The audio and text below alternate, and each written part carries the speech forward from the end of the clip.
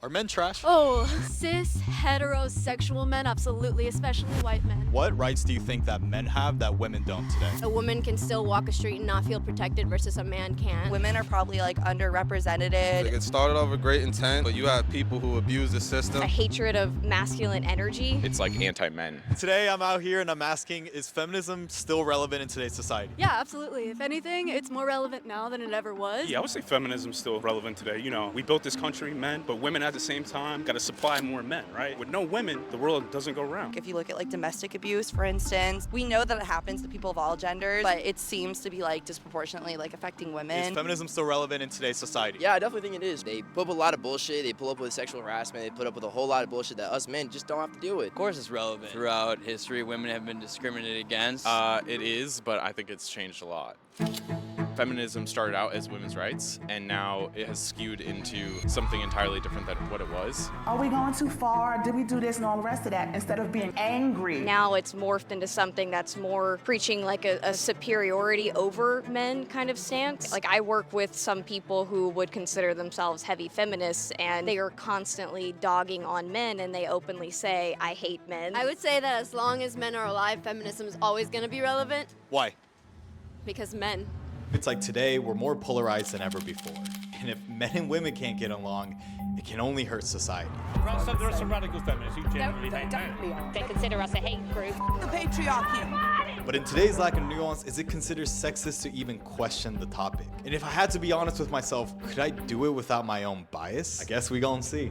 What rights? It's very funny, the very men that they complain about the patriarchy and men are evil and they're useless are the same men who gave them the rights to do what they're doing right now. Which is very interesting, because if men didn't want to give them the rights, they wouldn't be able to do anything about it, which is the hilarious thing that people do not realize. Rights do men have today that women don't? Oh, let's go down the list. A woman can still walk a street and not feel protected versus a man can. I think we all have equality when it comes to laws. Men are able to walk out maybe in whatever they want to wear or, you know, be able to stand strong through societal pressure. I feel like women take a lot of precautions just by being a woman themselves, you know. Statistically, just going into like a corporate setting, if you look at how women are rated on performance review versus men, the language that's used, you know, assertive versus bossy, or kind of the dynamic of how individuals are interacting in the workplace, I do think that there are societal norms that place women at a disadvantage, absolutely. I think if, so for instance, for pregnancy, right, there's no law saying employers can't like fire you if you're pregnant. Or like abortion, for instance, like that's a law that like only affects women, right? But don't you think that's just kind of explained by like biological differences? But why does that justify making a law anyway that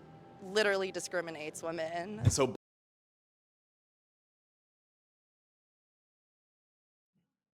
These people cannot be this stupid. By virtue of men and women being different, there's gonna, by virtue, be different things towards men and women. How stupid can people be that they can't even understand these basic facts? This is absolutely sad that these people can't even grasp the basic realities and they will walk the streets with their heads thinking that they know things when they really do not. biological differences lead to different treatments and reality. And so I wanted to take a different view on this topic of equality. Do you think today that women have certain privileges that men don't have? Yeah, part of that goes into being able to say certain things that, you know, men would get scolded for. They can just talk completely out of their ass freely. You're not allowed to say nothing back. Do you think, let's say, like, do men have problems that, let's say, that women don't experience? For example, in statistics, like, men have higher rates of suicide and, you know, obviously men die more when it comes to, like, wars. Women can go to war. Yeah, but how about, like, Women can go to war. it's true. Who's overwhelmingly going to war and dying in wars? Men. I'm not gonna argue that. I mean, I feel like the war thing is a little hard to get into just because for the majority, men are going to war. It's not really women going to war, so of course more men die. Why do you think that is? I feel like that's just because it's kind of like the roles that society portrayed forever ago. Men are warriors and men are the ones that are fighting, and then women. Do you think more women should go into war then? Absolutely not. No woman should ever go into any military. But wouldn't that be going against equality if you're barring women from going in the military then? Well, I'm not saying barring, but I'm saying like I feel like as a woman you should know that you're not going to be putting yourself in a healthy situation going into the military, because like it's harder to be a woman in the military than it is to be a man. I think that feminism is also, it's almost an excuse for behavior. Flashing your tits or something like that, you know, behaviors like that. True, like if a guy were to pull just his his balls out. You know, it would be a little less socially accepted for sure. So. And I agree with that.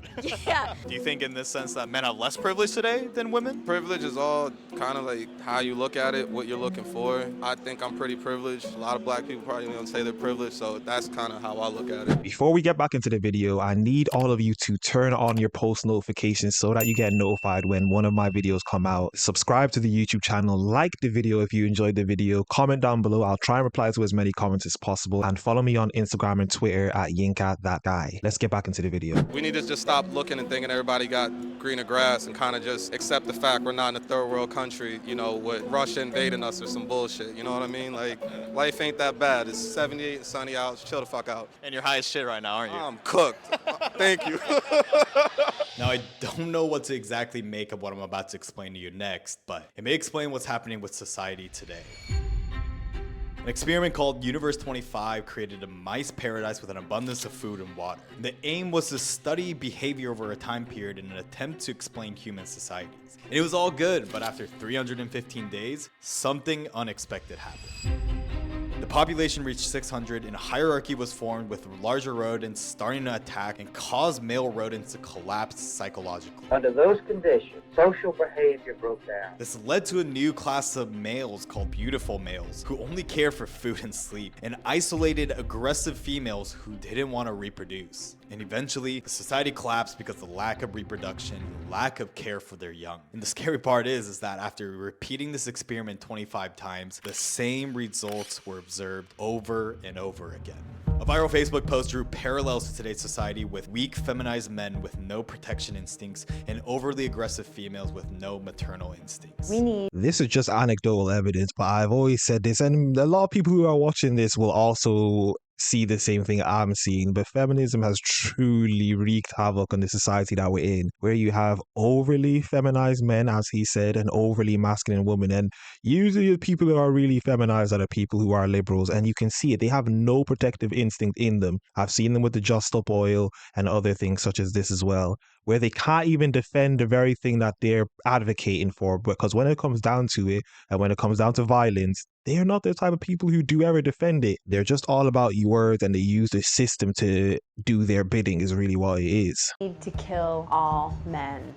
It's a bit of a stretch, but is it possible that that's what's happening in the West today? Is the negative reaction of feminism coming from the fact that not only are women struggling, but also men? Let's take a closer look and see what this really means. May I ask you, what are some, examples of misogyny that you faced? Oh, let's see. I went through there was one time, I'm a psychology major. We were tasked with counting how many times we got catcalled. I realized every time during that month I went to a gas station at nighttime, I got catcalled. I've seen some. By definition, you being catcalled is not misogyny. I would nearly even say it's the opposite of misogyny, but people just define words the way they want to define them and change the definitions of things the way they want to change the definitions of things. Of my guy friends literally make 30 grand more than some of my girlfriends, and just because they're men. But let's say that the pay gap does exist. Why wouldn't firms just hire women then? They have to find probably quotas at this point. Do you think there's quotas for men? No, probably not. There's a lot more men in power in the top 1%. A lot of the women are the ones left in the dust. There's definitely, in the top 1%, I think there's definitely more men, for sure. But let's say, in the bottom, right? Most suicides are men. Most people with depression are men. Do we sometimes ignore that to maybe showcase disparities where it might not exist? Yes, men do have a disadvantage at that point. So is it fair to say then that both genders at this point maybe have disadvantages in certain situations, but when it comes to the law, they're pretty equal and even opportunities? Yes, it does have that societal influence more from a social standpoint. It's not necessarily what is placed in the law, but it has everything to do with how people interpret the law for themselves. With women, it's you have to jump through all these barriers in order to even be elected in office. However, I did hear though, for every male college grad, there's 2 women college grads. Yeah. And I believe most college students are actually women. So I guess what would you say to that? I know that women are probably underrepresented in the military or in trade school, so men might find more interest in doing that instead. I'm sorry for pausing it, but she just said underrepresented.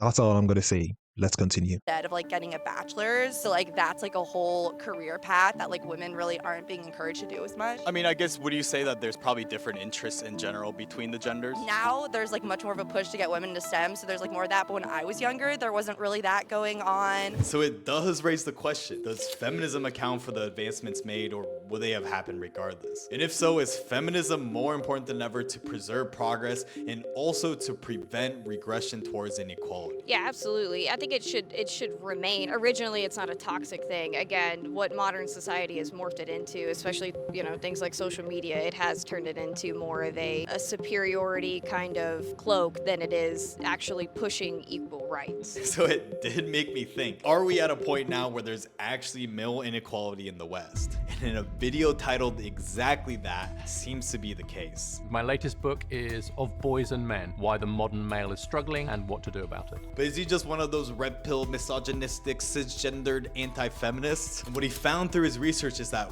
women are leaving men behind in advanced metrics like education and the workforce. In the 70s, Title IX was implemented to close a 13% gap in college degrees between men and women, but now there's a 15% gap in favor of women with degrees. And so today, there's evidence that there's inequality on both sides.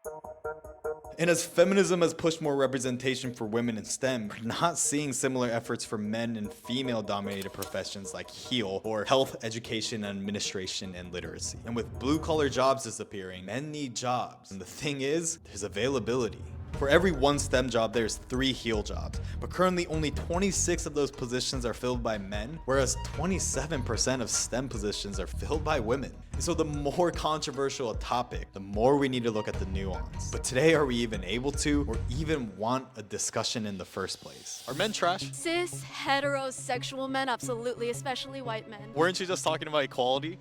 Oh, absolutely. But we have to have that viewpoint because of how much we've been attacked just by that gender. But you just said that. As I've said, these people are as stupid as it gets. Her whole idea to fight the patriarchy is to do the very thing she claims, might I add you, the patriarchy did to women. So basically, you're just going to do the same thing, which will essentially just create a cycle of the same thing happening. So then men will fight back, which is kind of what's happening. All straight men are trash. Like, that's a pretty big generalization, don't you think? It definitely is. It's not necessarily something I'm gonna saying via statistics. I'm saying via experience. Are men trash? No, I like my dad. He's not trash, so most men are trash. I don't think men are trash. Men just have more advantages. But like I said, I wouldn't want to be on the front lines of some army. I don't. That's when feminism goes out the window, right? Yeah, that's it. 100% does. And so I wanted to ask the same, but the reverse. Are women trash then?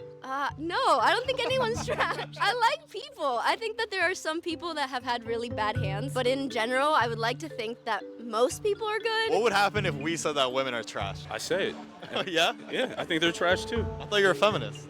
I'm not a feminist, no. Maybe a little misogynistic. No, I'm just kidding.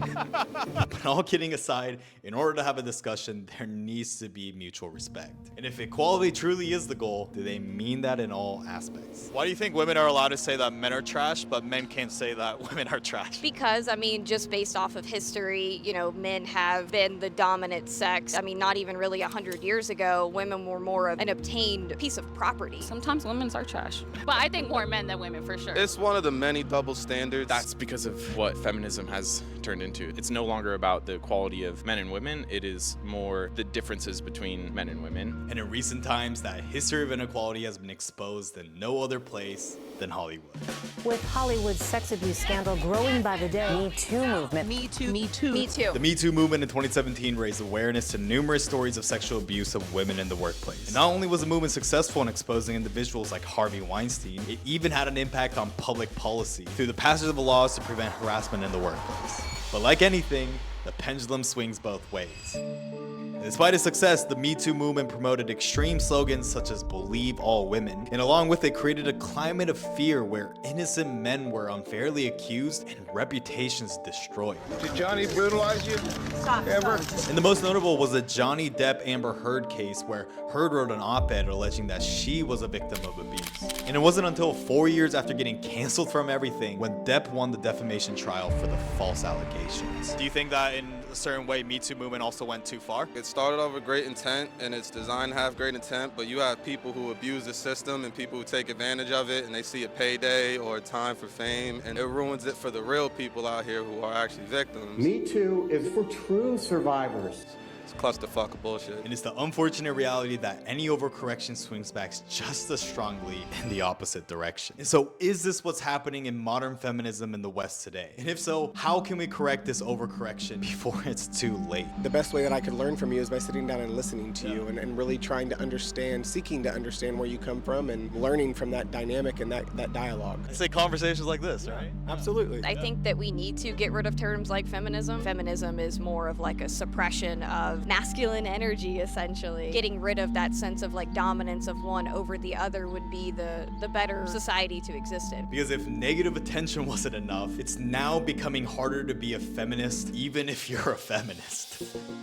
For years, the author of Harry Potter, J.K. Rowling, identified as a feminist who advocated for women's rights, whether it be speaking out or through donations or advocacy. But in 2020, it was as if none of that mattered anymore.